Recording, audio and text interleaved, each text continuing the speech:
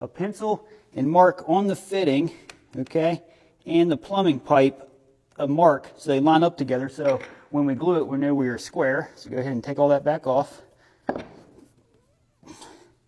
All right, and always make sure your fitting is draining the right way when you install it. You don't install it like this. Now, if it was a vent pipe up above, that's how you would, but anything below, you want to install it to where it drains down. Now, you want to get what's called PVC cement, and this stuff is for any PVC pipe. So that's what you're going to use for the glue. All right, first we go and put it on the inside of the pipe, and then around the edge of the pipe. Okay. And then you want to make sure you get a good 1/4 inch turn on this. And I'm just going to put this pipe back on for reference. So let's go ahead and do that. We're going to hold it square. And that looks pretty good. Now you want to hold that pipe into place for a moment until that cement sets up. And then we can pop that off. And then there is our drain for our sink. And now we got to continue the venting up. Now we're going to go ahead and finish the vent pipe here. And I just put our cement on. And this is going to run up to the roof and eventually exit the house. And don't forget to 1/4 inch turn, or sorry, 1/4 turn your pipe so it gets a good seal. Hold it for just a moment. Okay, and as for the venting, I got it all put together. So here goes the vent up for the sink. And then this is that toilet vent.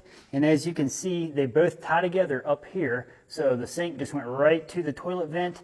And then that came out to this one pipe. And this one pipe is running this way. And it catches the laundry room here for the washing machine, and then it connects to my main stack right here. And then this main stack is going to keep on going up and collect a couple more pipes which I'm setting up for the master bath and exit right through the top of the roof. And that's how you vent your bathroom. So as far as pressure lines go, each one of those holes I drilled up through the floor, your pressure lines are going to come through there. Like I said, just make sure the hot's on the left, cold's on the right. And the shower is going to get a mixer. I'm going to make a video on how to hook up all that too in the future. So be sure to subscribe if you want to catch that video. All right, guys, I'm here inside of the house I live in now. I built this house about 4 or 5 years ago. This bathroom is laid out really similar to the house that I just showed you how to rough plumb. But as far as the final connections go, let's go over to the 24-inch sink and go underneath. As you can see here, we have our 1¼ inch tailpipe coming down out of our sink. And all you got to do is pick up these P-trap kits. You can get them in Lowe's or Home Depot. This is an 1¼ inch P-trap. And then it goes to your 1½ inch pipe back here. And this piece you see here that it's slid into, you just got to buy, it's called a Marvel adapter. It converts your 1½ inch pipe over to the 1¼ inch, and it's just connected with this plastic sleeve. They just slide it right into. And then down here for your pressure lines, you just got to get these 1/4 turn adapters that slide on top of your pressure lines.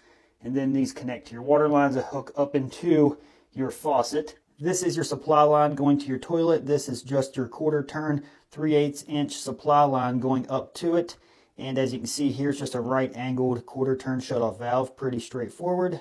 And this is what it's going to look like for your final connection for your shower. If you have a shower base, you just simply set the shower base over that PVC pipe, and the drain is going to look something like that. And again, I'll have to show you in a later video how that connects exactly. I just want to show you what it looked like towards the end of your project. All right, guys, that's all I got for you. Be sure to subscribe, like I said, and I'll see you in the next video. Peace.